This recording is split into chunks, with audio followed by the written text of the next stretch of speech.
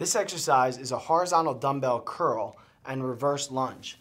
The key is when you lunge to keep your feet nice and wide apart, hip width apart or wider. And then as you stand back up, it's through your front glute. This leg's as light as a feather, or this leg's as light as a feather as you go through. Uncurl, recurl, and repeat your lunge. Every time standing through your front glute.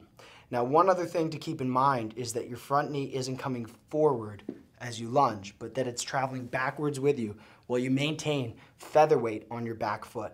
This is a horizontal dumbbell curl and reverse lunge.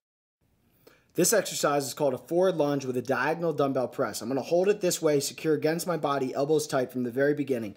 Lunge forward, give a nice power press off the floor, and then press the dumbbell up, maintaining shoulder depression. So that you've seen this from the side, the other key point is that I'm not going to arch my back as I'm coming out of the lunge position, nor am I going to arch my back as I press the dumbbell. This exercise is called a rotational lunge with a horizontal dumbbell hold. The key points here are that you keep your elbows against your side, no chicken winging out to the side. That's how you cause shoulder damage and end up creating impingement in your shoulders. We don't want that while you're trying to get healthier. The next thing is the leg that ends up, your pivot leg, is going to be loose in the heel to allow your toes to be able to slide.